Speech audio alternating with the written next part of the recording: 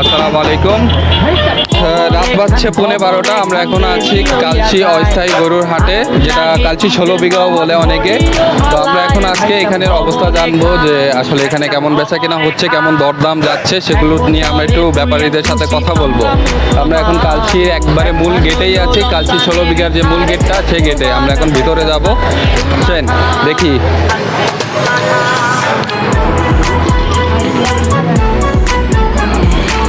গরুগুলোরও নিও। আপনারা দেখতেই পাচ্ছেন রাত কিন্তু প্রায় আমরা বলতে পারি 12টা বাজতে 10 মিনিট বাকি।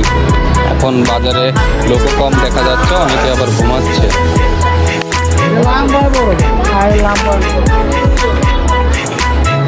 আসলে এই টাইমটাতে ঘুমানোই স্বাভাবিক, তারা সারাদিন হাড় ভাঙা কষ্ট করে, টাইমটাতে ঘুম আসাই স্বাভাবিক। কিন্তু কষ্টের আর মাত্র কয়টা দিন বাকি, আর মাত্র আজকে নিয়ে হয়তো সারা রাত 3 দিন পাবে তারা। এই 3 দিনই তাদের সারা বছরের যে কষ্ট সেটা সার্থক হবে এই 3 দিনের মধ্যে দিয়েই। তা আমরা অনেকগুলো কাস্টমার এখনও কিন্তু দেখতে পাচ্ছি মিরপুর কালচি যে 16 বিঘা হাটে।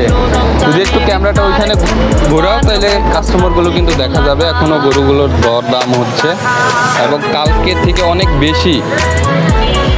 বেশি গরু আজকে আমরা দেখতে পাচ্ছি। আমরা কালকেও এখানে এসেছিলাম, কালকে গরুগুলো দেখেছিলাম, কয়েকজন ব্যাপারীর সাথেও কথা বলেছিলাম, কিন্তু আজকে তুলনামূলকভাবে গরু অনেক বেশি।